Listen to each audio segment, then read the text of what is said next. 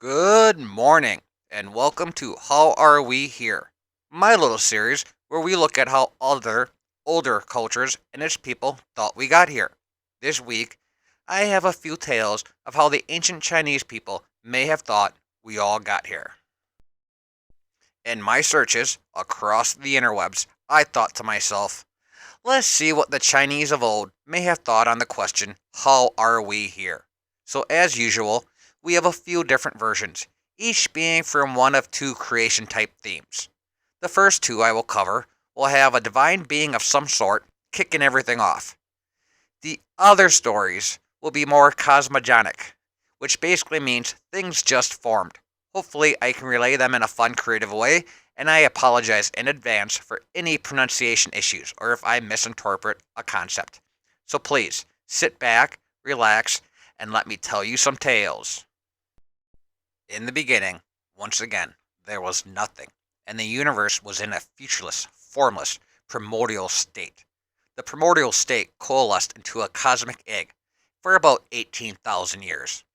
Within it, the perfectly opposed principles of yin and yang became balanced, and Pangu emerged, or woke up, from the egg.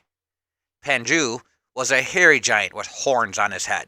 He began creating the world. He separated yin from yang with a swing of his giant axe, creating the earth, or the murky yin, and the clear sky, the clear yang. To keep them separated, Pangu stood between them and pushed up upon the sky. In some versions of the story, Pangu is aided in this task by the four holy beasts: the turtle, the quillin, the phoenix, and the dragon.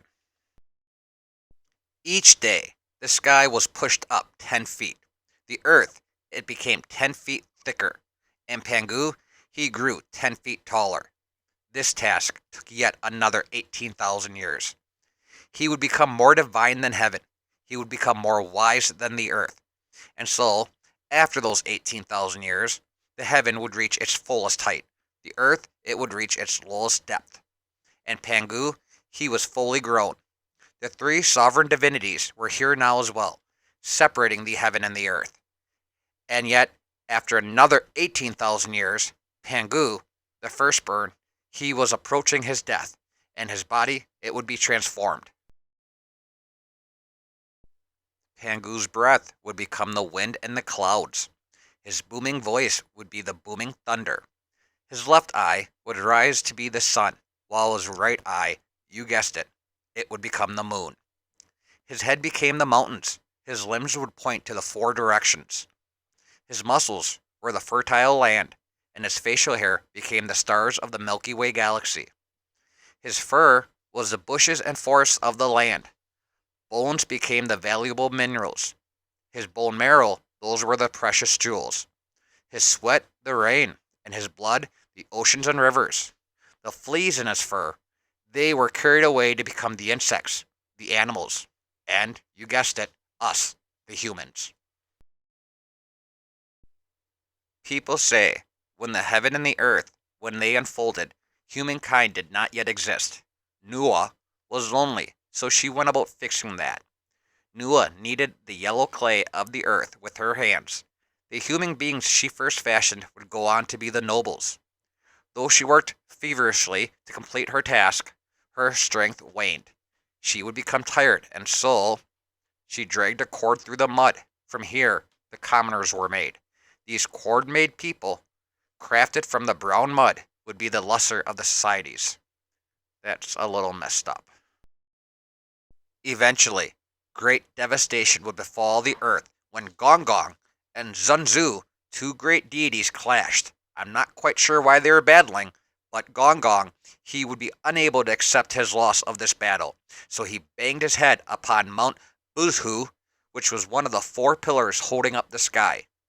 Half the sky fell. It hit the earth and cracked it open, and waters began to spill forth.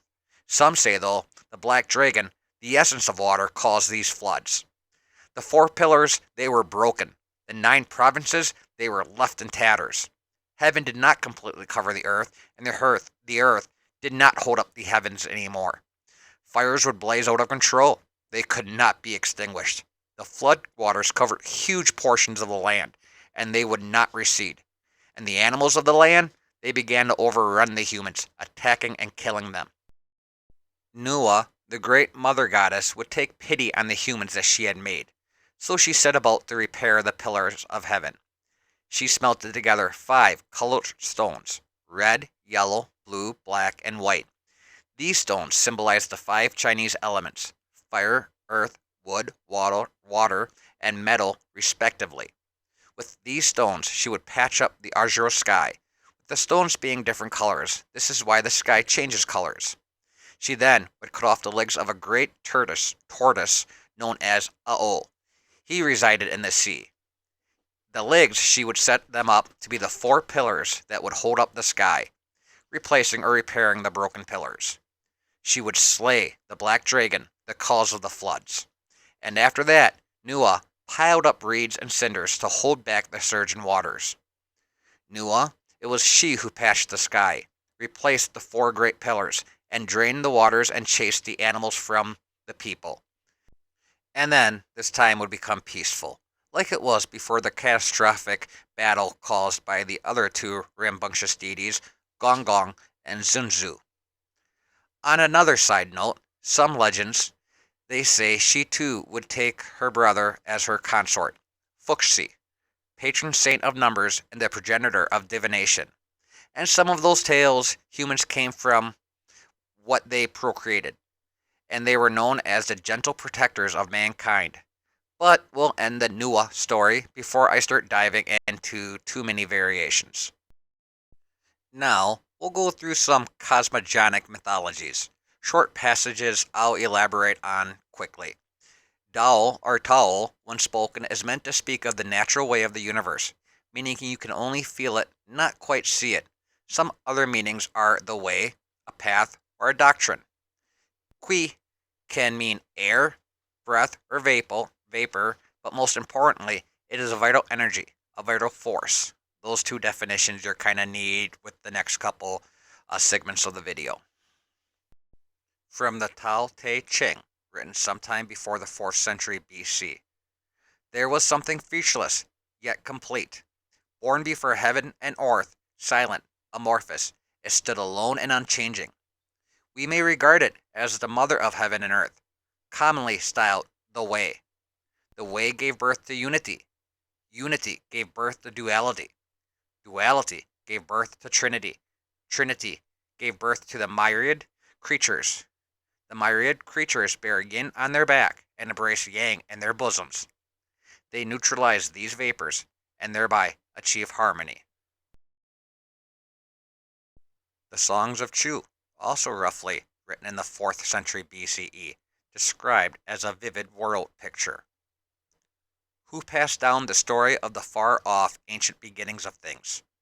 How can we be sure what it was like before the sky above and the earth below had taken shape? Since none could penetrate that murk when darkness and light were yet undivided, how do we know about the chaos of insubstantial forms? What manner of things are the darkness and light? How did yin and yang come together, and how did they originate and transform all things that are there by their commingling? Whose compass measured out the 9-fold heavens? Whose work was this, and how did he accomplish it? Where were the circling cords fastened, and where was the sky poles fixed? Where did the 8 pillars meet the sky, and why were they too short for in the southeast? Where do the 9 fields of heaven extend to, and where do they join each other? The ins and outs of their edges must be very many. Who knows their number? How does heaven coordinate its motions? Where are the 12 houses divided? How do the sun and moon hold to their courses and the fixed stars keep their places? From the Huainanzi, roughly 139 BCE. When heaven and earth were yet unformed, all was ascended and flying, diving, and delving. Thus it was called the Great Inception. The Great Inception produced the nebulous void. The nebulous void produced space-time. Space-time produced the original Qui. A boundary divided the original Qui. That which was pure and bright spread out to form heaven. That which was heavy and torpid congealed to form earth. It is easy for that which is pure and subtle to converge, but difficult for the heavy and turbid to congeal. Therefore, heaven was completed first, earth was fixed afterward. The conjoined essences of heaven and earth produced yin and yang. The supersessive essences of yin and yang caused the four seasons. The scattered essences of the four seasons created the myriad things. The hot qi of accumulated yang produced fire. The essence of fiery qi became the sun. The cold qi of accumulated yang produced water. The essence of watery qi became the moon. The overflowing qi of the essence of the sun and the moon made the stars and planets. To heaven belong the sun, moon, stars, and planets. To earth belong waters and floods, dust and soil.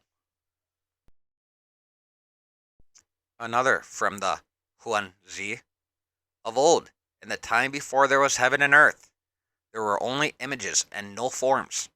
All was obscure and dark, vague and unclear, shapeless and formless, and no one knows its gateway. There were two spirits, born in murkiness, one that established heaven and the other that constructed earth. So vast, no one knows where they ultimately end. So broad, no one knows where they finally stop. Thereupon they differentiated into the yin and the yang and separated into the 8 cardinal directions. The firm and unyielding formed each other. The myriad things thereupon took shape. Their torpid vital energy became creatures. The refined vital energy became humans. Alrighty, so it's wrap up time again. I like the 2 deity driven stories. They're always fun for me to go over. Pangu and Nuwa, that was kind of a straightforward, okay, this is the story of how it all started. I like the ancient deities, from all religions. But when I think about these, I try to imagine, the ancient people sitting around and telling these stories, how they passed them off probably through oral traditions at first, and how they may have changed little by little. And like always, there were variations, so we know that there were different stories.